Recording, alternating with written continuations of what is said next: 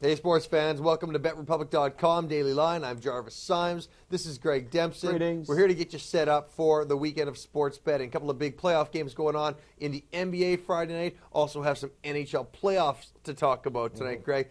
Two games tonight. First one, Boston and Cleveland. The line has gone from 1 point favorites on either side. It's pretty well sitting at pick 'em right now. Did you have anything on this game? The side, Jarvis, I looked at it after Monday night, Tuesday, Wednesday, Thursday. If you can't find a play after spending 3 days looking at it, it's time to pass. I originally liked a small lean to the over 190. I know these that line's teams, gone up to 193, it's 193 now, so unplayable for me. The teams do have a tendency to play over when they are in Boston. You don't know what you're going to get. You really don't know how strong LeBron James' right elbow, how healthy he's going to be. Is it going to affect his shooting?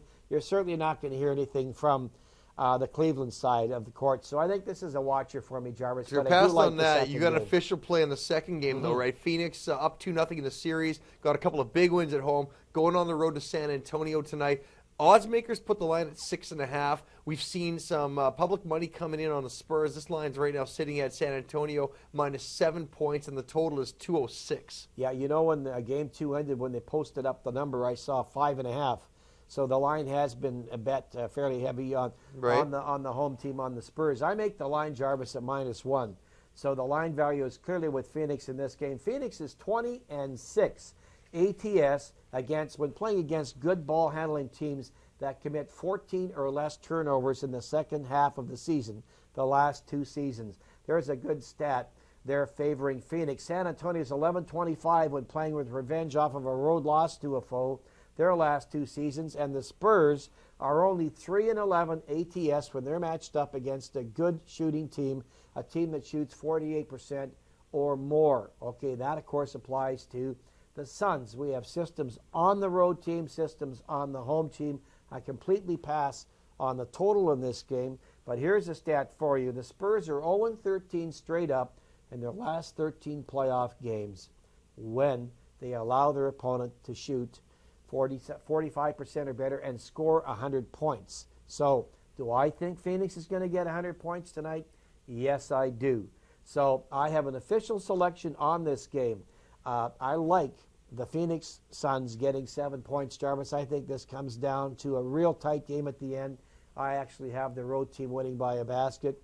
We can lose by 6 or less, and we still take home the money. Official selection on the Phoenix Suns +7. Okay, Greg's got a play on the Suns tonight. Looking at the NHL card now, 2 games going tonight on the East Coast. We've got Boston up 3-0 in the series, playing in Philadelphia. Odds makers have put a 135 on the Flyers, banking on them not getting swept out of this second-round matchup.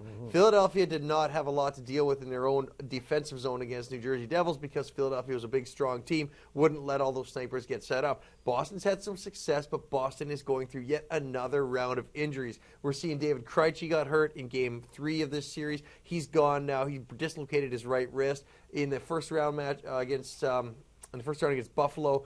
Boston also lost Marco Sturm. This team has been beat up throughout the season, throughout the playoffs. Savard coming back was huge. It's just, when does it become too much, Greg? Yeah, you know what? You look at what happened last night with the Red Wings. They were down 3-0. They came out strong. Boston have got to, I don't know, do they mail this one in kind of? Or, I think because they're hurt so badly, they would like to win the fourth game, Jarvis, and get, a little extra rest here. But desperate teams do desperate things.